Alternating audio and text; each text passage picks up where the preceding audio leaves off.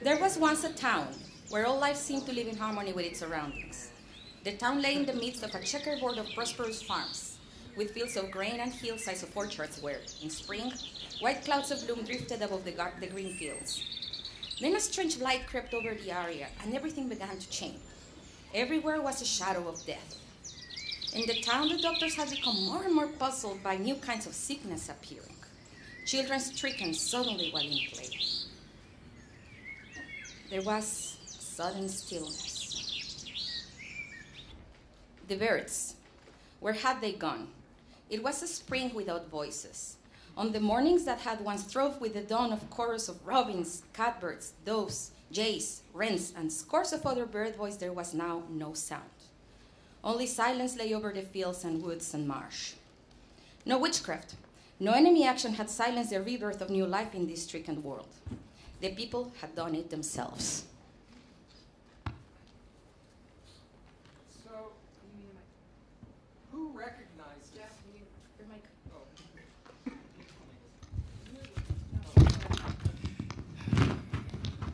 We try to practice so much. Okay. Who recognizes that text? So there's a few people. Okay, this is called A Fable for Tomorrow. A shortened version of it. It's from the book Silent Spring by Rachel Carson, 1962. That's the silence.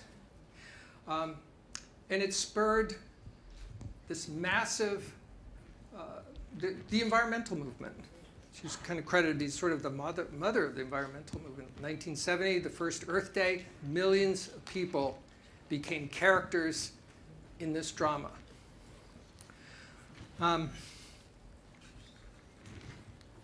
Many years later, a lot of stories in between, was the Rio Plus 20 meeting, the UN Conference on Sustainable Development, which the main theme was the future we want. And so our session here, Imagining Sustainable Futures and Transforming Cultures. I actually have a script I'm supposed to be reading. So at Rio, at this conference, in conjunction with this conference, was the birth of the Global Research Forum on Sustainable Production Consumption.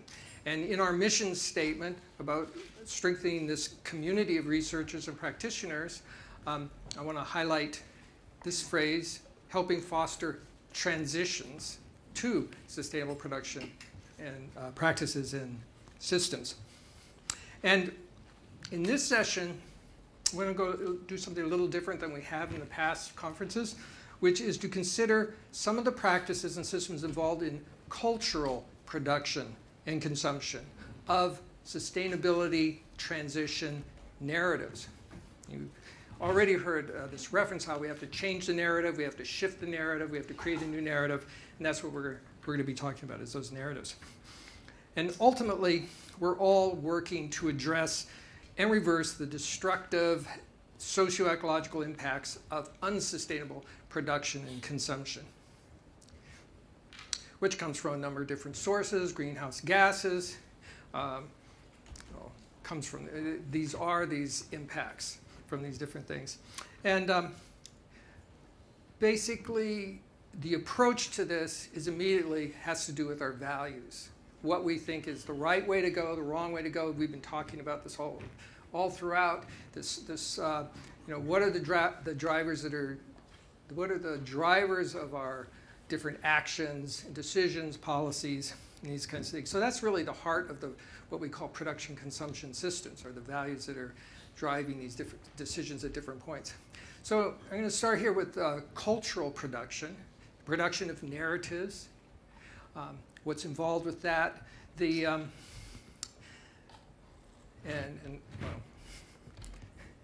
the next phase of that is this: once these narratives are created, these stories, where do they go? How do they get out to anybody?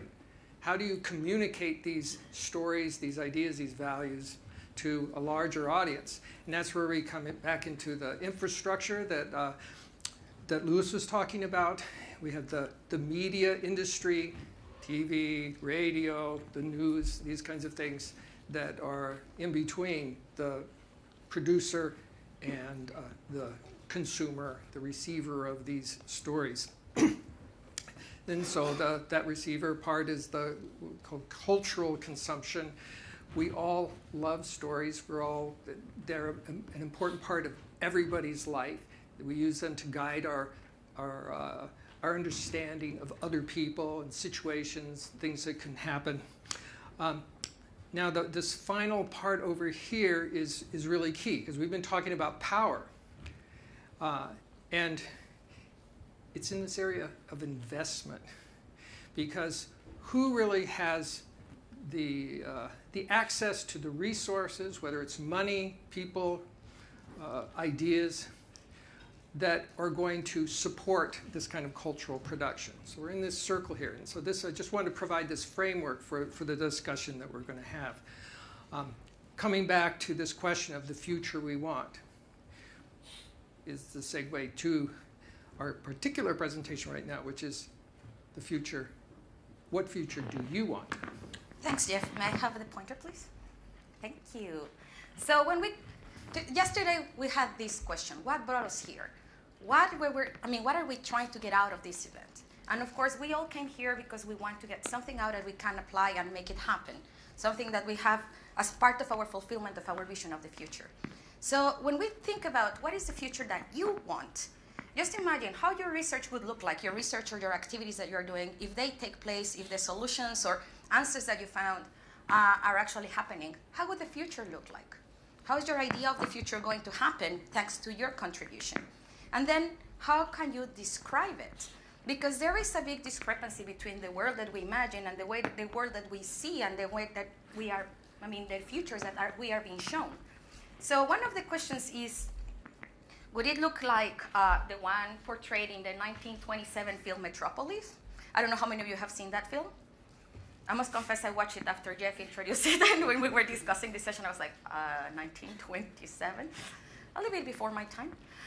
Or it will be something like the high-tech, hyper-consumer society of the 1982 film Blade Runner that has already been mentioned, I think, twice already. So we're like, that film kind of resonates with a lot of people. Or even we can go a little bit more to last year, like Altered Carbon series. And I don't know if you see that it has a pretty similar scenario and feel and look of Blade Runner. It's all dark. It's all like black, gray, dark hues of blue, neon lights that are just like kind of blinding people because they just appear as flashes. But this is the future. It's like all super hyper-connected, hyper-tech. What if we change the hue? What if we think about futures in different tones of green? So we have also societies that we must think about. If it's not black, if it's not dark, how the green would look like.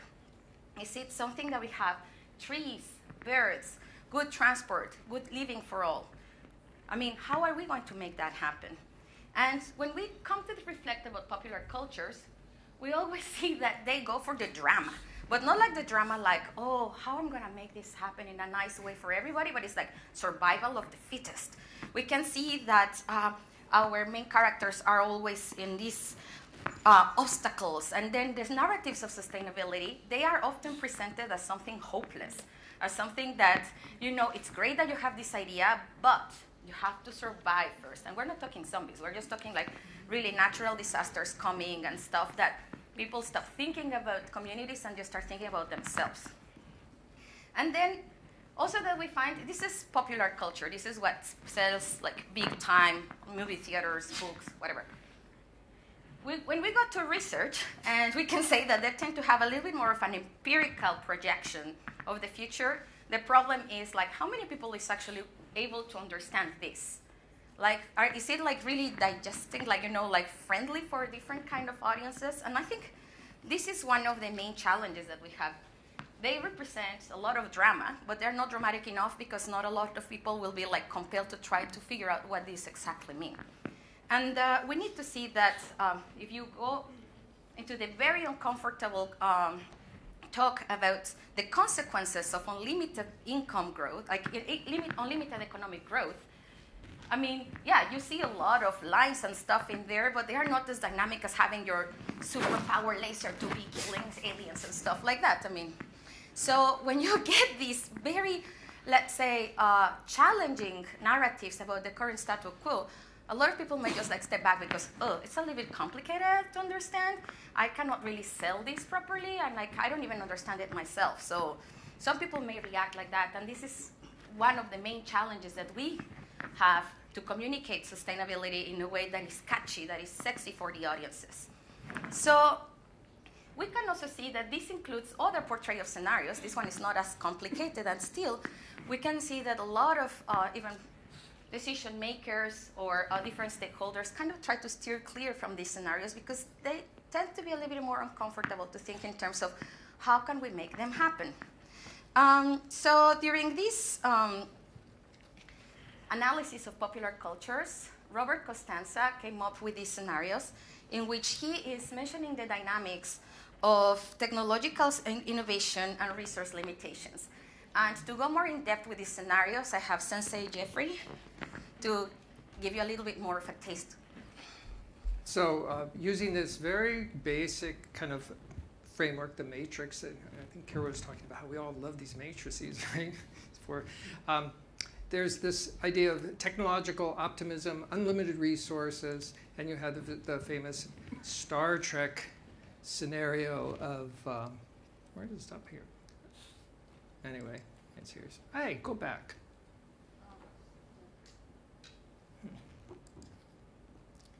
I can't find it. During the test run, it was working beautifully. It was.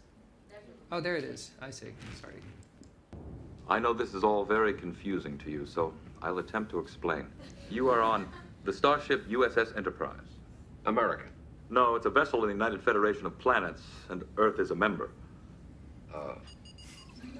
Talk. Give me a martini straight up with 2 olives. For the vitamins.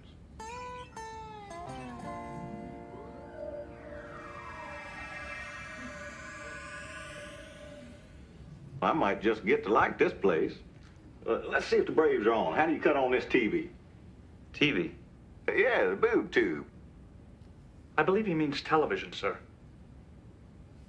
That particular form of entertainment did not last much beyond the year 2040. What do you guys do? I mean, you don't drink and you ain't got no TV. Must be kind of boring, ain't it?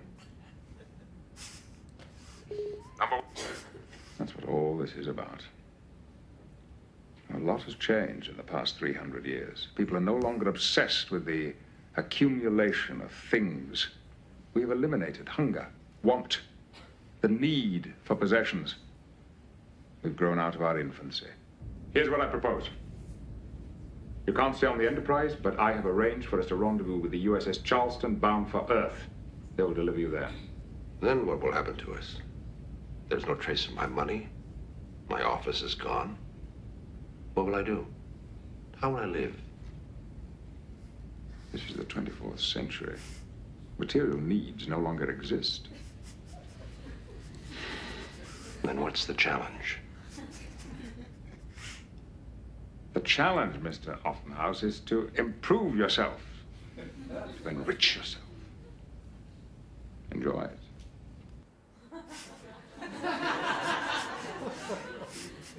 So, is this on? So it sounds nice, right? One problem. This depends on the nanotechnology that this replicator provides things out of almost nowhere, an Aladdin's lamp. Anybody working on that yet? And also the source of safe, unlimited energy, the lithium crystal. Anybody have figured that one out yet? So there's a little problem there. It's optimistic, it's nice, but it's not based on reality. And the problem, when the technology does not deliver, you get this other scenario. The fight for limited resources, that struggle, the disappointment, the anger, and the whole breakdown, when there just isn't enough and everybody starts fighting each other for what's there. The other, what I think Chandra Nar was talking about, was the big government scenario, which takes all kinds of different forms. The 1984 is really kind of hard. You know, we're going to torture you to get you to agree with our thoughts. In Brave New World, we're just going to give you all these wonderful entertainments and drugs and all that, make it really nice. The religious approach, Handmaid's Tale, there's a whole bunch of these scenarios. We've all seen lots of these in popular culture, right? The apocalyptics, dystopias. What we don't see very much is this scenario, the ecotopia. You know, how many people have really seen any movies about ecotopia? No, I was really hoping somebody would come up with it because I keep looking for them. So, and ecotopias can take different forms. You know, we can imagine these places where there is the energy and everything's green and really nice. But a lot of these stories are like, oh yeah, you think you have a utopia here? Well, the other side of it is the fact that it's all based on the oppression, the exploitation of other people, like in this movie, Elysium. Then there's some other alternatives. Not very many of these. This is from Kim Stanley Robinson, who's like one of the few people I think that's still trying to deal with this critical utopian realm, as naive as that all is, because he hasn't gotten any movies yet. This is a novel about New York after global warming has created this sea level rise, and people are just kind of struggling to get along, and they're changing their lifestyles to adapt. Now, a lot of this that we're talking about deals with I'm going to talk about a few different kinds of arcs. And there is this arc of crisis, of like we're moving towards using up resources, which at a certain point reaches a peak, and then you have this crash. That was in the Club of Rome report back in the early 70s, and as it turns out, that a lot of those same trends are taking place, and we're facing it. And new things like the new worries that they didn't really deal with so much with global warming and the biodiversity loss, which you don't see here. But anyway, you still have this crisis arc, and we see this also in the sustainability theory and of sustainability transition theory. Of this, the struggle from going from levels where you work out these innovations, these kinds of solutions, initiatives, which most, if not all of you, are engaged in some kind of initiative that's at that niche level, that's struggling to get adopted at a higher level of the regime, right? And ultimately, we're also talking about changing the landscape, the overall paradigm that we're living by, and just having a sustainable world. That's what we're all hoping to achieve. So there's a similar arc there, which also is very similar to the standard narrative arc, story arc, of a character who's in a situation that has these desires and aspirations, but there are all these obstacles in the way that they have to deal with, have to overcome, and that's where you get the whole tension and eventually reaching a certain kind of crisis point where either you get there, you achieve your goals, or you fail. And it's kind of just a standard model. Rajat's going to talk a lot more about that. What's interesting is that in terms of story arc, the characters of environmentalist sustainability activists, you don't see very many stories about sustainability activists or practitioners or researchers who are heroes. What you do see in popular culture is environmentalists as the villain. Anybody see Infinity Wars? You know, here's this guy, he was an environmentalist. He was concerned about the footprint. And so he had a solution to that, a very simple solution. Let's eliminate half the population of the universe. James Bond had, you know, one of his arch rivals, this rich environmentalist kind of doing things, but really had a power motive even in the Aquaman, where Aquaman is the hero, right? The villain is the guy who's basically really concerned with all the pollution of the ocean that he wants to deal with, and he's like, he wants to fight the surface world. Aquaman doesn't like that, right? He's kind of these guys, look at what he's taught. He's an obnoxious person, this environmentalist guy, right? Well, this isn't just the only one of these eco-terrorism narratives. There's tons of them. I have to say, I was really surprised how many different stories in which the environmentalist is not just the bad guy, but he's a terrorist. He kills people. He blows things up. He destroys things. He might have good intentions, but he's the bad guy. Why is that? What is it about our culture right now in which we are the bad guys? What's going on? Where are our stories, our narratives about the struggles that we're doing, try to make the world a better place? There are indeed all kinds of threats that, very dramatic threats, but where are the stories? So that's what this project that we're involved with, we're starting to explore, is to ask that question. And actually, we want to go from here to talk with some of those story makers and filmmakers and ask them, it's like, why aren't you doing more of these stories? We know the answer, but what do you need from us to help you do these stories that we all really need? There are tons of these stories, right? You're all involved. You are all the heroes of your own story, and a lot of your work as researchers is studying the heroes who are also have their stories, right? Dramatic stories of struggle, of heroism, of courage. It's all there, but our culture, for some reason, is, likes escape, likes entertainment, it likes scapegoating environment.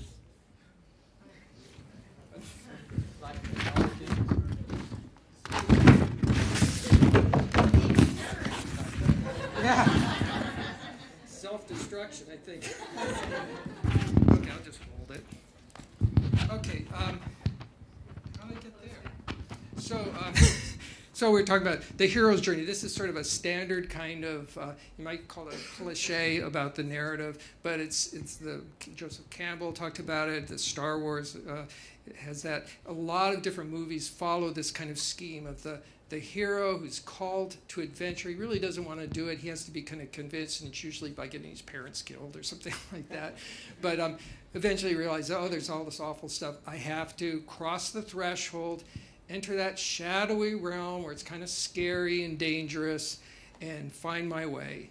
And it involves all kinds of tests of character and ability, and usually stumbling around, having a hard time trying to learn what he needs to learn, he or she, to go on this journey and on this quest. And it involves confronting enemies and opponents, as well as building allies. And I think the ally story of not just the individual hero, but the real hero stories are about groups of people who come together to help each other in overcoming these obstacles. And I think even though this is like a story of that's in novels and movies and TV programs and everything, every one of you is on this journey, right? Yeah. And so we want to look at that and start thinking in this more narrative frame in order to how to get the kind of messages about the stories that we have, that we share, but also of the obstacles that have to be overcome. Because most of these movies about the dystopias and all that, the obstacles, that's the first part of a bigger narrative. And we have to get to that other part of the narrative, other part of the story. It isn't just that, sustainability is boring. Utopias are boring. It's the transition. It's the struggle. That's where the story is. And I think this is a time where we want to make this linkage between the research and knowledge that we have here with the practitioners who are involved in professional story writing around the world. And that's the second phase of this project. But I'm going to turn it over to Rajat before I hit you with the homework assignment.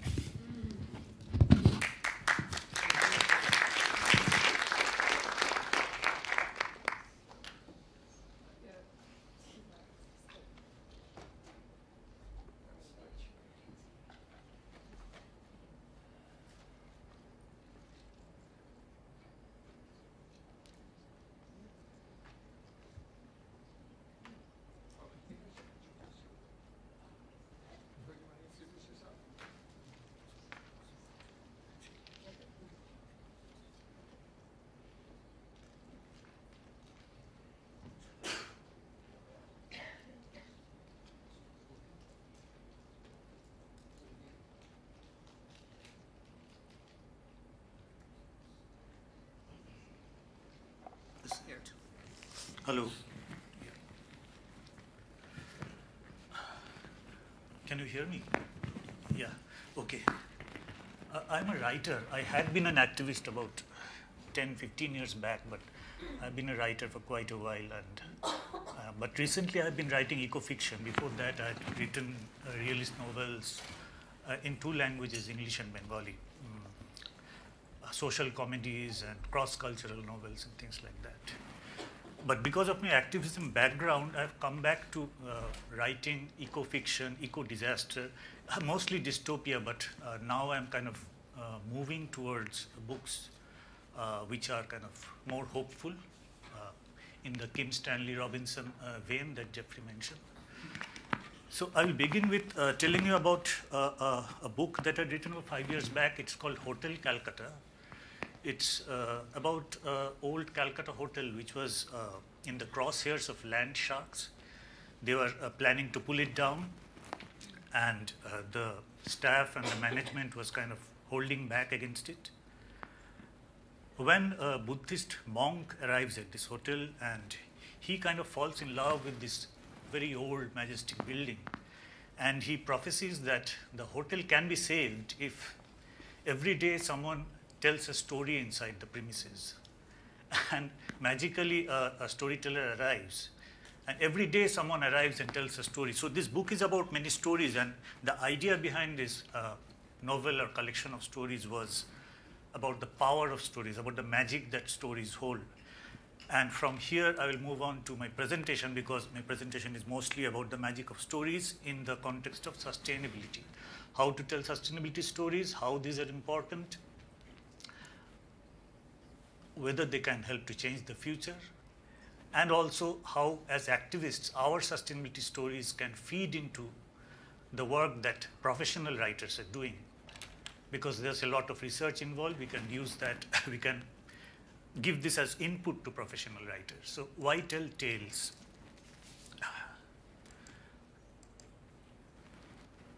We want to hear hopeful stories. Stories because we believe stories like novels, games, films can influence value sets, politics, and change. Good stories, rather than pages of typed reports and summaries, help engage your audience, supporters, constituencies, readers, simplifies your message and motivates people to act. So that's one of the reasons we want to tell stories, and also your stories can feed into what professional writers are writing. They can influence professional writers to write about hopeful narratives, write hopeful narratives. And then I come to 2 quotes which are kind of contrasting. One is from The Road, Cormac McCarthy, and the other is Kim Stanley Robinson's Pacific Edge. Just to contrast 2 kinds of stories. One is dark dystopia and the other is hopeful. I'm sure many of you have read this novel, The Road, or you have seen the movie, which was kind of quite successful. They passed through the city at noon of the day following. He kept the pistol to hand on the folded tarp on top of the cart. He kept the boy close to his side. The city was mostly burned, no sign of life. Cars in the street caked with ash. Everything covered with ash and dust. Fossil tracks in the dried sludge. A corpse in the doorway dried to leather, grimacing at the day. Cormac McCarthy has never said whether it's a climate change novel or whether it's a nuclear aftermath, but some critics point out something in the book which kind of points to a nuclear aftermath scenario. The other text that I just want to quote from is Kim Stanley Robinson's Pacific Edge, which is kind of a hopeful narrative about the future. We must redefine utopia. It isn't the perfect end product of our wishes. Define it so, and it deserves the scorn of those who sneer when they hear the word. No, utopia is the process of making a better world, the name for one path history can take. A dynamic, tumultuous, agonizing process with no end. Struggle forever. So these are the 2 contrasting kind of stories, and we would be looking at these things in this presentation. What stories are made of, which are kind of these leaves of the trees, characters, goals, motivation, obstacles, settings, and resolutions. And finally, we'll look at the tools, some methods, some basic plots, and why stories are told that we have already discussed. So next slide. This is a character, a Korean postman from the very old times. And so character is one important constituent of it. We need a character to tell a story. Then we need the setting, where it's happening, what time it's happening. Then of course we need motivation. The character has to have some kind of motivation, some ideal, whatever. And then there's the journey and the destination. Many of us as activists haven't reached or haven't arrived at our goals. So when we are telling stories about our journeys, it will be a journey only, not the resolution. Sometimes there will be a resolution also. So these are the story elements: setting, character, conflict, motivation, and the journey. I see someone sleeping there. No. Okay, character. Let's look at these two characters. Let's look at two imaginary characters.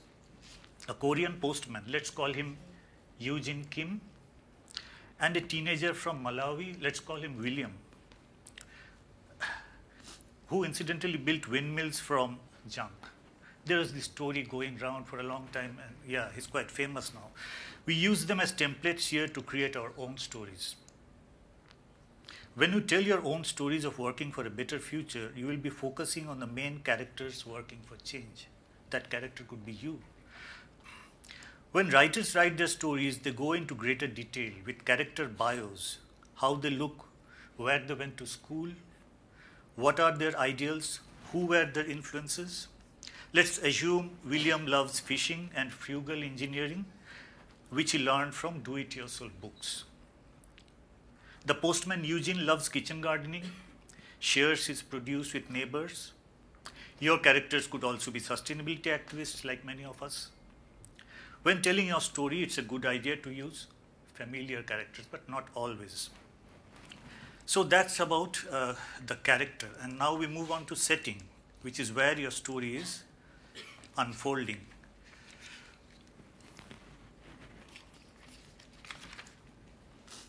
Which brings us to setting. Where and when do your characters live? Where does Eugene live? Where William lives? What's special about those places? What are the problems peculiar to the area? Let's suppose public transport is a problem in the Korean village, and the villagers often need to make trips to the city using their own cars. Absence of grid or other electricity could be the problem of the African village. Your problems, however, could be local, or they could be more global or regional. So that's about the setting, which brings us to motivation. What drives your character? Another important component of a story is motivation. Here we look at what drives our characters. We can go back to the character bios to seek out their motivation. Could be a mentor, a quest, some incident in the past, could be a book, a sense of independence, even revenge in a positive sense could be the motivation to correct some wrong. Motivation at another level can be more tangible. For Eugene, it could be his keen awareness about cars and pollution, caring for the environment. For William, it could be lighting up the village medical clinic. That could be a motivation. Getting electricity for every home so children can study, and so on. So these are how your character is motivated, and when he or she gets motivated, he will be going out on a journey. And at the end of your motivation are your goals. Related to motivation and closely connected with your character are the goals. Motivation sets you off on the journey, the goals at the end of the journey.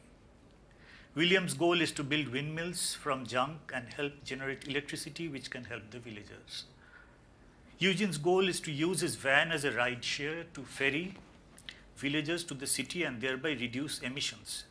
We all have such specific or broader project goals, which again relates to the broader goals in the background. Like in this diagram, we have these individual project goals, and in the background are these SDGs, circular economy, sustainable transitions, and so on. So there's a goal at the end of the road. And most importantly, next we have obstacles. Without any obstacle, we don't have a story. While your character goes off on a journey, she comes across obstacles. Without obstacles, crises, problems, there is no story. William had figured out that he can build windmills from junk, but no one will give him land to set it up. Also, the villagers don't subscribe to his crazy ideas. So these are his obstacles. Eugene's goal is to use his van as a ride share to ferry villagers to the city and thereby reduce emissions. But he faces opposition from the local taxi stand because they will be losing their business. Also, the local authorities won't give him a license. So what do? They begin telling stories to the villagers and kind of trying to influence them. So all these kind of obstacles we face, local taxi rank is specific for our story, but funds, political meddling, competing groups, all kinds of corruption, of course, in many developing countries and developed countries also. So these are the obstacles, which finally gets us to the road to resolution or the end of the journey. If we have accomplished a project, we have finished something. Road to resolution. Finally, the plots of our stories are resolved when we achieve our goals. Eugene gets all the permissions and drives around with his yellow rideshare van ferrying villagers to the city. William gets the nickname Prophet of Light as his first windmill is already powering the village health clinic, and another will light up a community space where children can study. So their stories have already reached a resolution. So, and this resolution has larger impacts, reducing emissions, impact on children's education, and it could be replicated by other nearby communities. So that's the road to resolution. Many of our projects are still on the road to resolution. The goals are still to be achieved. So you describe the journey, how far we have come. And then finally we have some methods which writers sometimes use, sometimes these are at the back of their minds in the subconscious, acting in the subconscious. Some writers plot their stories in detail, some just know where to go and kind of set out on the journey. So methods.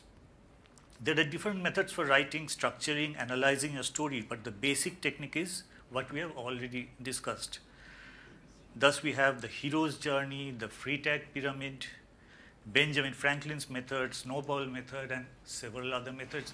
Some of these are taught in writing schools. Some of these are found on the internet.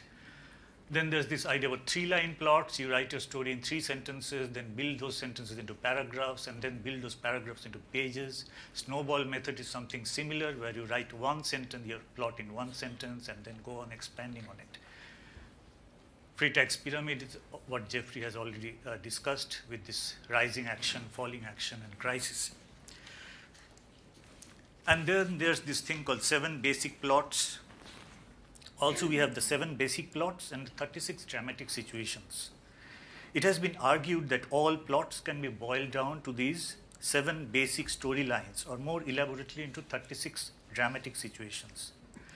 But all said and done, in our stories, we will need, again, characters, settings, conflicts, motivation, goals, and resolution, which may or may not have been reached. So these are the 7 basic plots. Most of our stories of activism would fit with the quest plot, sometimes with overcoming the monster also. So it's good to know that there are these structures behind the stories, but they may not be always useful. And finally, which brings us to tools. It's important how the theme of your story, how you tell it, in what style you narrate it, what point of view you use, like whether it's first person or third person. First person stories usually engage your audience more than third person. Then it's a good idea to write in scenes, but we won't be getting into so much detail because at this point we'll be just writing a very, very basic story about our journeys. And then finally we have this crystal ball ending, which was used in Hunchback of Notre Dame, where the story ends here and then we kind of switch to 2-3 years in the future and see what's happening there. So that's a kind of ending that can be used for the kind of stories that we are trying to tell. So yeah, that's about how to tell your stories, and I think now Jeff will distribute some. Yeah. Thanks, Rajat. Yeah. Thank you. Very briefly, we're aware that we start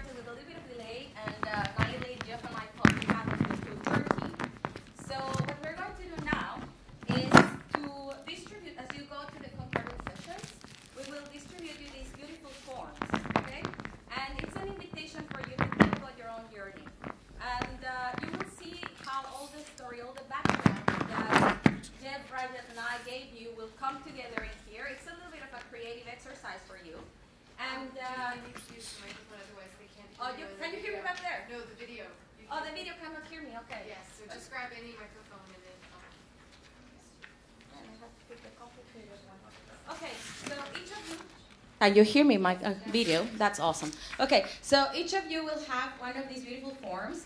It has down here your name, so you can write it down. It could be your research, your project, something that you are really doing as part of your, let's say, daily life activity that you think it's contributing to the future that you want. We have a little bit of an internal vetting here because we were thinking if it makes sense to hand it out to you in order to collect them tomorrow morning. So we had a bet. World Cafe, we can take some time. Yeah, we can start during the World Cafe, or if you think we need more time. So, because there is a trick. If we receive 75% or more of the answers of your sheets, we will give out a special present. We have only one award, but it will be fairly raffled among all of you. So you may win a very nice surprise present. So think about it. Get inspired. It is pretty awesome, trust me. We had some discussions about it already.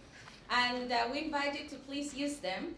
Get them back to us either during the World Cafe or tomorrow morning at the registration table. And if you have any question, comment, suggestion, idea, please feel free to reach out to us. So. And it's